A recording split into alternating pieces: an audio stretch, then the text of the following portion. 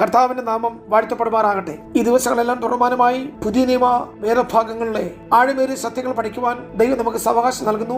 ഇത് തികച്ചും ഒരു പഠനക്കളരിയാണ്. ഈ പാഠഭാഗങ്ങൾ നാം വ്യക്തമായി മനസ്സിലാക്കുന്നുവെങ്കിൽ നമ്മുടെ ആത്മീയ ജീവിതം അനുഗ്രഹമായി തീരും. നമ്മുടെ ക്രിസ്ത്യ ജീവിതം ദൈവദിനത്തിന് ആഴമേറിയ അടിസ്ഥാനത്തിൽ ഉറപ്പിക്കപ്പെട്ട് ആത്മീയ വളർച്ച പ്രാപിക്കുവാൻ, ക്രിസ്തു എന്ന തലയോളം വളരുവാൻ, ഫലകരമായ വിശ്വാസ ജീവിത ഉടമകളായി തീരുവാൻ നമുക്ക് ഏവർക്കും കഴിയും, ഇടയായി തീരും. അതിന് പരിശുദ്ധാത്മാവ് നമ്മെ സഹായിക്കും. ഇന്ന് പുത്രത്വം അല്ലെങ്കിൽ സൺഷിപ്പ് എന്നുള്ള വിഷയം എടുക്കുവാൻ ആഗ്രഹിക്കുന്നു. പല പ്രിയമുള്ളവരും കൂടുതൽ പുതിയ നിയമഭാഗങ്ങൾ പഠിപ്പിക്കണമെന്ന് ആവശ്യപ്പെട്ടതിന്റെ വെളിച്ചത്തിൽ പുതിയ നിയമത്തിലെ ഏറ്റവും പ്രധാനപ്പെട്ട ഒരു ഭാഗത്തിലേക്കാണ് നാം ഇന്ന് പ്രവേശിക്കുന്നത്. പുത്രത്വം. ലൂക്കോസിന്റെ സുവിശേഷം 3:38 ആദാം ദൈവത്തിന്റെ മകൻ. 1 യോഹന്നാൻ 3:8 പാപം ചെയ്യുന്നവൻ പിശാചിന്റെ മകൻ ആകുന്നു. ആദാം പാപം ചെയ്യുക മൂലം ആദാമ്യ വർഗം മുഴുവൻ പാപത്തിനെതിരെ അധീനരായി പിശാചിന്റെ മക്കളായി തീർന്നു. ഏക മനുഷ്യനാൽ പാപവും പാപത്താൽ മരണവും ലോകത്തിൽ കടന്നു. ഇങ്ങനെ എല്ലാവരും പാപം ചെയ്യുകയാൽ മരണം സകല മനുഷ്യരിലും പരന്നിരിക്കുന്നു. റോമർ 5:12. ഈ അവസ്ഥയിൽ നിന്നും മനുഷ്യരെ രക്ഷിക്കാനായി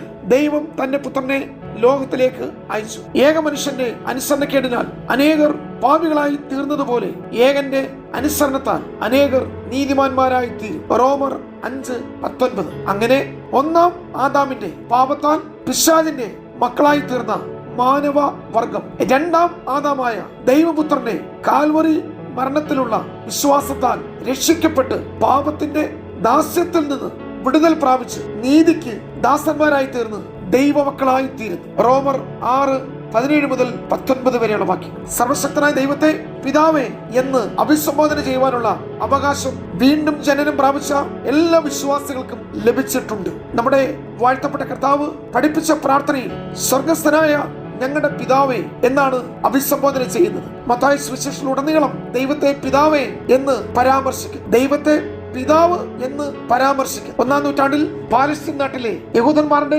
സംസാര ഭാഷയായിരുന്ന അരാമ്യ ഭാഷയിൽ പിതാവ് എന്നതിന് അബ്ബാ എന്നാണ് പറയുന്നത്. ആ പദം കൂടെ ചേർത്ത് അബ്ബാ പിതാവേ എന്ന സംബോധന ചില ഭാഗങ്ങളിൽ നമുക്ക് കാണുവാൻ കഴിയും. ചുരുക്കി പറഞ്ഞാൽ പാപം മൂലം ആദാമ്യ വർഗത്തിന് നഷ്ടമായ ദൈവിക പുത്രത്വം രക്ഷ മൂലം നാം വീണ്ടും പ്രാപിക്കുന്നു എന്നാണ് ഇതിന്റെ അർത്ഥം. പഴയ നിയമ ഇസ്രായേൽ ദൈവത്തെ പിതാവേ എന്ന് സംബോധന ചെയ്യാറില്ല.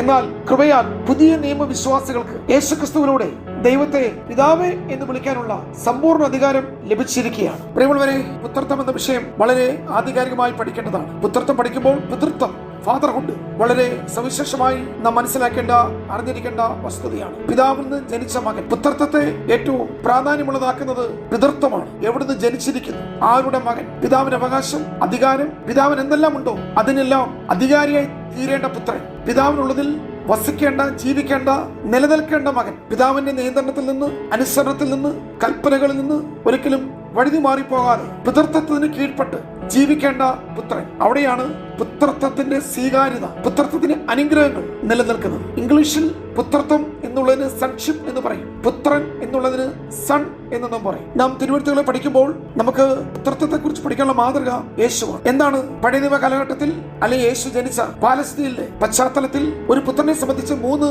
സ്റ്റേജുകളാണ് അവന്റെ വളർച്ചയെ നിർണ്ണയിക്കുന്നത്. 3 ഘട്ടങ്ങൾ, 3 വ്യത്യസ്ത തലങ്ങളിൽ ഒരു പുത്രൻ അറിയപ്പെടുന്നു. 1 ശിശു, 2 ബാലൻ, 3 പുത്രൻ. യവനാ ഭാഷയിൽ, മൂലഭാഷയായ ഗ്രീക്കിൽ ശിശു എന്നുള്ളതിന് ടെക്നിയോൻ എന്നും, ബാലൻ എന്നുള്ളതിന് ടെക്നോൺ എന്നും, പുത്രൻ എന്നുള്ളതിന് ഹൂയോസ് എന്നും നമുക്ക് പഠിക്കുവാൻ കഴിയും. കുറച്ചുകൂടി വ്യക്തമാക്കാം. ശിശു, പുൽക്കൂട്ടിലെ ശിശു. ബാലൻ, ഉപദേഷ്ടാക്കന്മാർ നടുവിൽ ഇപ്പോൾ ആയിരിക്കുന്ന ബാലൻ. പുത്രൻ, യോർദാന്റെ തീരത്ത് യോഹന്നാൻ സ്നാപകന്റെ കൈക്കേഴി നിൽക്കുന്ന പുത്രൻ. ഈ പറഞ്ഞത് 3 ഘട്ടങ്ങളും യേശുവിനെ ആസ്പദമാക്കി യേശുവിനെ കുറിച്ച് മാത്രം പ്രതിപാദിക്കുന്ന ഒരു വിഷയമായിരുന്നു. പുൽക്കൂട്ടിലെ ശിശുവും ഉപദേശകന്മാർ നടുവിലിരിക്കുന്ന ബാലനും സ്നാനത്തിനു വേണ്ടി യോർദാന്റെ തീരത്ത് നിൽക്കുന്ന പുത്രനും, ഇതെല്ലാം കർത്താവായ യേശുക്രിസ്തുവിന്റെ വളർച്ചയുടെ 3 അതിപ്രധാനമായ ഘട്ടങ്ങളാണ്. ഇവിടെ പുത്രനായ യേശു തന്റെ പിതാവുമായിട്ടുള്ള ബന്ധത്തിൽ താൻ ഭൂമിയിലായിരിക്കുന്നത് പിതാവ് ചെയ്യുന്നത് പോലെ, പിതാവ് പറയുന്നത് പോലെ, പിതാവ് കൽപ്പിക്കുന്ന പോലെ, പിതാവിന്റെ ആലോചന പോലെ, പിതാവിന്റെ ഇഷ്ടം പോലെ എല്ലാ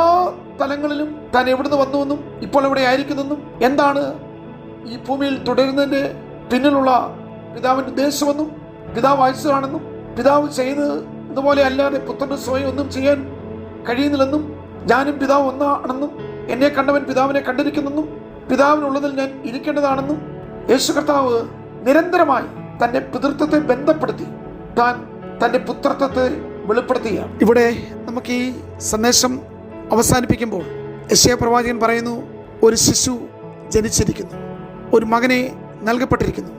ശിശു ജനിച്ചത് അമ്മയുടെ ഉദരത്തിൽ, മറിയയുടെ ഗർഭപാത്രത്തിൽ ഒരു ശിശുവായി മശിഹ ഭൂജാതനായിരിക്കുന്നു. അപ്പോൾ തന്നെ ഒരു മകനെ നൽകപ്പെട്ടത് 30-ാമത്തെ വയസ്സിൽ യേശു സ്നാനമേൽക്കുവാൻ യോർദാന് തീരത്ത് യോഹന്നാൻ സ്നാപകന്റെ അടുക്കൽ വന്നപ്പോൾ സ്വർഗം വീണ്ടും വിളിച്ചു പറഞ്ഞു, ഇവൻ എൻ്റെ പ്രിയപുത്രൻ. മറിയയുടെ ഗർഭപാത്രത്തിലേക്ക് ഒരു ശിശുവായും പിതാവിൻ്റെ മകനായി സ്നാനത്തിലൂടെ ലോകത്തിന് ദൈവപുത്രനായും ഈ മകനെ പിതാവ് നൽകുകയാണ് ചെയ്തത്.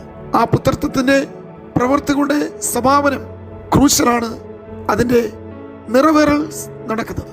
അവിടെയാണ് പുത്രനെ കൈവിട്ട സ്നേഹത്തെ പിതാവ് സർവ്വലോകത്തിൻ്റെയും പാപം പുത്രന് മേൽ ചുമത്തി ഒരു നിമിഷം പിതാവിൽ നിന്നുള്ള ബന്ധം വേർപെട്ടു പോകുന്നത് പോലെ ആ മകനെ മാനവരാശിയുടെ പ്രായശ്ചിത്ത ബലിയായി ദൈവ ക്രോധാഗ്നിയിൽ വെന്തമരുന്ന ഒരു കുഞ്ഞാടായി പുത്രൻ ഒരു യാഗവസ്തുവായി സർവ്വലോകത്തിൻ്റെയും പാപത്തിനു വേണ്ടി ഇപ്പോൾ ആ മകൻ പാപപരിഹാര ബലിയായി തീരുന്നു. എന്താണ് ഇത് നമ്മെ വെളിപ്പെടുത്തുന്നത്? പിതാവിൻ്റെ സമ്പൂർണ്ണമായ ഇഷ്ടം നിറവേറ്റിയ പുത്രൻ ഈ ഭൂമിയിൽ ജീവിച്ച ഒരു ജീവിത ശൈലി, സകലത്തിലും പിതാവിനെ അനുസരിച്ച, പിതാവിനുള്ളതിൽ പിതാവിന് ഇഷ്ടം ചെയ്യുവാൻ പിതാവ് കൽപ്പിച്ചതുപോലെ സ്വർഗീയ പിതാവിൻ്റെ ഹിതത്തിൽ ജീവിക്കുന്ന ഒരു പുത്രൻ. അതെ, നമുക്ക് ഒത്തിരി പുത്രത്വത്തിൻ്റെ അനുഗ്രഹങ്ങൾ അനുഭവിക്കണമെങ്കിൽ പിതൃത്വത്തെക്കുറിച്ചുള്ള ആ വളരെ വലിയ ബോധ്യത തിരിച്ചറിയുന്നിടത്ത് മാത്രമേ പുത്രത്വത്തിൻ്റെ സ്വീകാര്യതയും വിജയവും വിടുതലുകളും അനുഗ്രഹങ്ങളും നമുക്ക് പ്രാപിക്കുവാനും അനുഭവിക്കാനും കഴിയൂ. അത് നമുക്ക് കഴിയണം. അതിന് ദൈവം നമുക്ക് കൃപ നൽകട്ടെ. God bless you.